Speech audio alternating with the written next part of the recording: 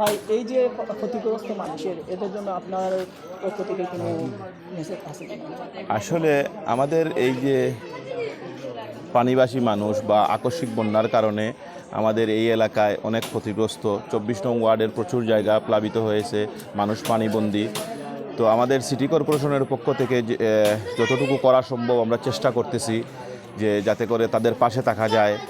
তো এই মুহূর্তে আমরা এই যে কিছু স্লাইন বিতরণ করব, বা ওই যে এই পানি বিশুদ্ধকরণ ট্যাবলেট, বা ওই যে শুকনা খাবার আমরা তাদেরকে কিছু দেওয়ার চেষ্টা করতেছি সিটি কর্পোরেশনের মাধ্যমে। এবং সিটি কর্পোরেশনে এই বিষয় নিয়ে আমাদের বিভিন্ন ধরনের এই পদক্ষেপ নেওয়া হয়েছে, এবং আমরা প্রস্তুত আছি যাতে এই বন্যাটা যদি দীর্ঘমেয়াদী হয় বা যদি মানুষের ক্ষতির কারণ হয়ে দাঁড়ায়, তো যতটুকু সম্ভব সাপোর্ট দেওয়ার জন্য।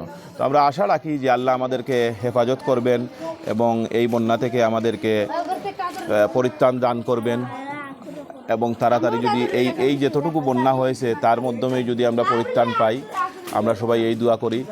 আর আমার একটা মেসেজ থাকবে আমাদের বিত্তবানদের প্রতি, যে এটি প্রাকৃতিক দুর্যোগ, আমরা সবাই এগিয়ে আসি, এই যে বানবাসী এবং বন্যা যারা কবলিত আছে তাদের পাশে দাঁড়াই। এতটুকু আমি বলবো যে আমরা বিত্তবান যারা তারা এগিয়ে আসার জন্য আহ্বান করব। ধন্যবাদ। কত নম্বর ওয়ার্ড?